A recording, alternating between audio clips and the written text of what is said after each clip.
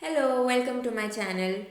So, this video is more about how the things that happen in our childhood that seem very mundane, very normal, how they set us up for a completely different path than somebody who has experienced some other form of reality, how that defines the template for us of what is normal and what is not normal, and how, as adults, a lot of the systems outside and inside that we take for granted and that we believe that these are universal systems, they are actually systems that we have learned, we have taken in from the outside. Anything that we take for granted or we think is obvious today is something that we have picked up from somewhere, or something that has come, that has developed genetically, and that has kind of kept repeating itself over enough generations. So there is inherently no such thing as obvious or this is common sense. And I have had a very light bulb moment 2 weeks ago. Not 2 weeks, probably last week. This was like a light bulb moment in my head. Let me explain. I was watching the interview of kind of an old ish couple. So, a couple in their 50s, so not even old, like by today's standards, older adults. Now, this was a couple who had spent 25 plus years together, and they were talking about their marriage, and they were talking about how they met and they fell in love, and they had so many phases in their relationships where they went apart, came together again, went apart, came together again, had responsibilities when they had children, had very specific roles because that time demanded that arrangement. And then now that their children are grown up, they are capable of taking care of themselves at the age of 50, they suddenly are not just rediscovering their love for each other, but now they have a witness, a confidant with whom they can look back at the last 25, 30 years, what happened. They have a shared history, and they can look back at their shared history together, and celebrate the wins, reflect upon the losses. They can do it all together. Now, this may seem very obvious to some of you, but for me, it was a light bulb moment because I don't think I understood what marriage was all about or why people got married. Um, I didn't have those templates in front of me as a child. I didn't have a very normal family setup. Now, if you have good parents, or if you have not good but perhaps average parents, you see these two extremely imperfect people trying to make it work with each other as your parents, and you see them reflect, take on challenges together, fight. They don't have to tell you, but they are showing you what you should aspire to develop as an adult, what kind of a life you should aspire to develop. Because I didn't have that template, that kind of model in front of me, I realize now that a lot of my childhood was spent A, trying to impress my caregivers, to try to get affection from them. That was number one. Number two, watching movies and watching shows, and through those movies and through those shows, I taught myself what adulthood was supposed to look like. And you know that this is a terrible idea. But that is the only place where I had some sort of access. So I watched these college shows and I thought that's what college was supposed to look like. I watched romance shows and I felt okay, that's what romance is supposed to be like. What do you do after that? What do you do once you have fallen in love? And what is even that love? Ultimately, in adult relationships, we are talking about a person that you obviously like and trust, and you can create a shared history with, and you can have shared experiences with. That is the crux of what you're looking at. But that is not what makes up the vast majority of television shows or movies. What makes up those shows and what makes up these movies is one person fighting to get another person's love or living through another person's abuse, or two people who should have never been together fighting to be together, or it's just chaos. And chaos also was something that I knew growing up all too well. But I didn't understand and I didn't see. There was nobody to show me and there was nobody to tell me. In a healthy or a normal environment where there is no chaos, there's still people working as a team, trying to solve everyday problems, trying to create a life and maintain a life. And if they should choose to have children, then trying to create and maintain a good life for those kids as well. I'm sure my caregivers, people who were around me, had their own fights.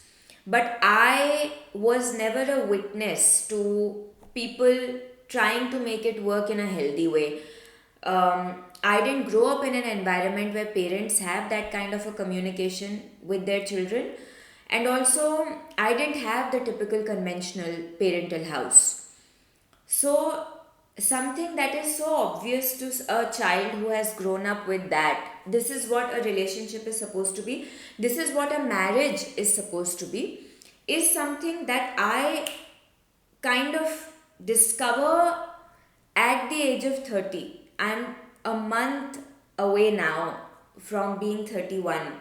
So, it was like a key was turned and a lock was opened in my head, and this is what people want when they say they want relationships. I, for all of my 20s, I was so lost because I didn't really know what I was trying to create.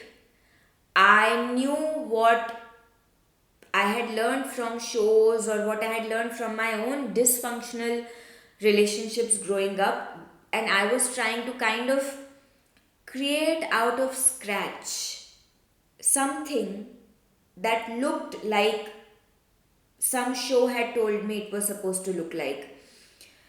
I didn't have the proper ingredients because I was not equipped. My childhood didn't equip me. I didn't know what loving was. I didn't know what I was supposed to aspire for when I go for relationships. Um, I didn't know priorities. Now, if you already have this model in your head where you are going to get married and then you and your partner are going to be a team, and that is the primary foundational relationship of your life. And then there are extensions, there are people you get along with, friends, acquaintances, etc. You move through life in a very different way. I didn't have a foundational model of my life. So, anybody who I trusted a little bit, I could find a little bit familiarity in. I just took them in and I created fantasies about them. And this is not just romance, it's also something I've done in friendships. Because I was like, if I get along with this group of people, now they are my family.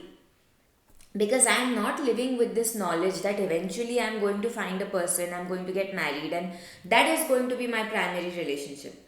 So now there is no sense of prioritization There is no sense of, okay, this is how close I'm willing to let you come, and this is how close I want to come to you. It's like a little bit trust, and I'm all up there in your business, and I'm doing everything for you that I can.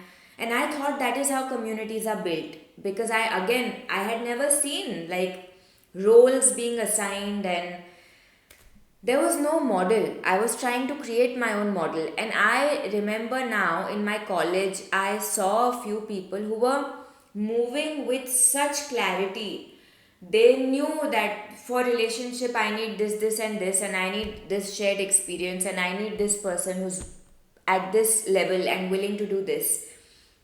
And I sensed almost a kind of hostility from those people. And I never understood why the hostility to me. I think it was more a lack of ease, a sort of a sense of unease, like, what is this girl doing? Does she know what she's doing? And they didn't know how to deal with that unease, and it came across as hostility. The answer is, I didn't know what I was doing because I didn't know the rules of the game. I genuinely, maybe in a different world, if the world was not what it is, my rules would have worked. But in the society that we live in and that we have lived in for the past, I think 15,000, 10,000 years, I don't know how long ago marriage came into the picture. Marriage is the most foundational unit of society. It's like marriage, then the community, the neighborhood, then the town council, then the state council, then the national government.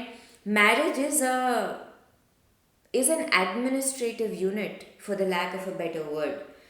And we want to make it as full of love and as functional as possible, because also this two human beings living in proximity. But it's a administrative unit, and it has to be functional above everything.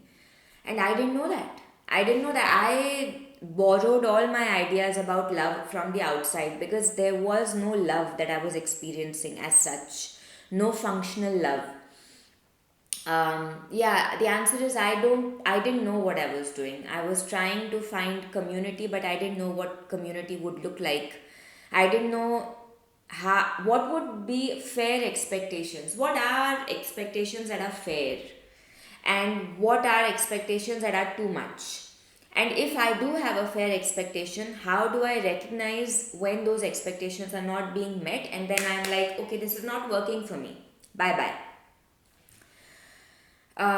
Yeah, none of those things. I just thought, like, everything's going to be a fairy tale. And yeah, it's not like that. We all wish that it was.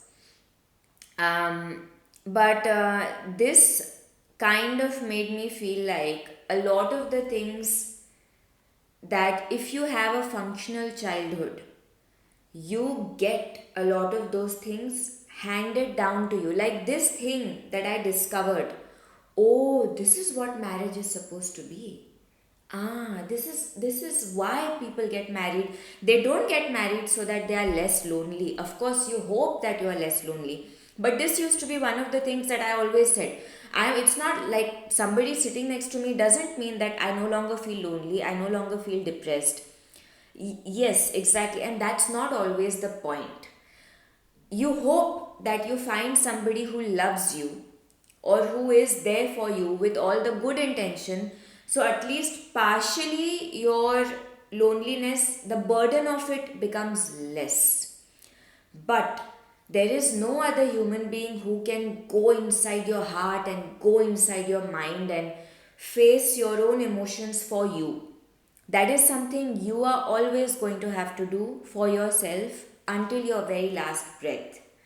No, your children can't do it for you, your partner can't do it for you, your friends can't do it for you. So you're not really looking for somebody who comes and takes all your sadness away, and you're not looking for that. You're looking for a witness. You're looking for a team player. Like, you and me, you and I, we are a team. And we go through this craziness of life when nothing is guaranteed. Nobody really knows the right thing to do. We're all just guessing. And then, if we are both able to make it individually and together, both individuals and together, we are able to make it through 20 years, 30 years, 40 years, we look back and we are like, whoosh, what a crazy ride. What a crazy ride.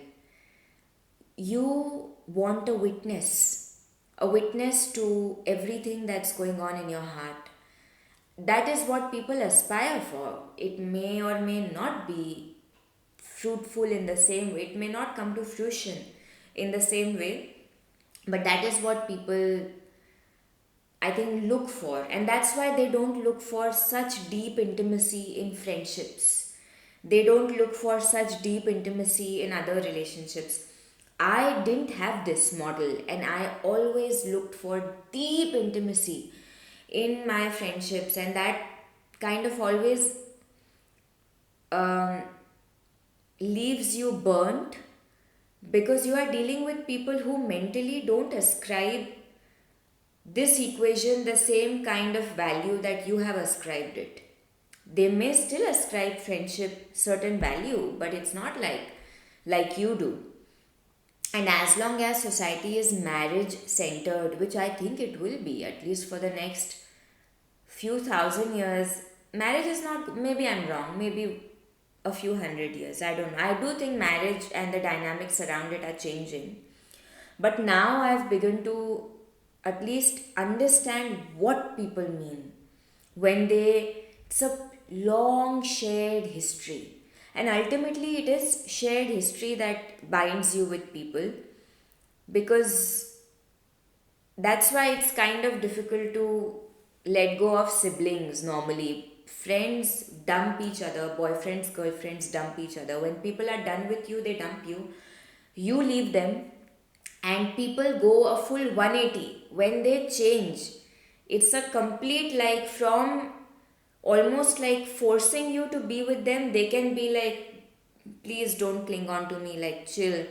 People change when they have to change. So in this world, you are kind of looking for a stable witness who, like, you can look back at your life with, and you can be like, wow, look, we made it. Yeah,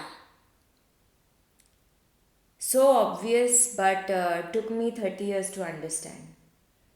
But it's a beautiful thing. If it works out, it's a beautiful thing. It's great to have, because we are so self-absorbed. I live alone, and most of the times what's going on in my mind, I am the only witness to that. So I can understand. It's a noble attempt in a world that is essentially selfish to want to have somebody who's going to give you some attention and a place in their heart, and you do the same for them. Yep, that's all.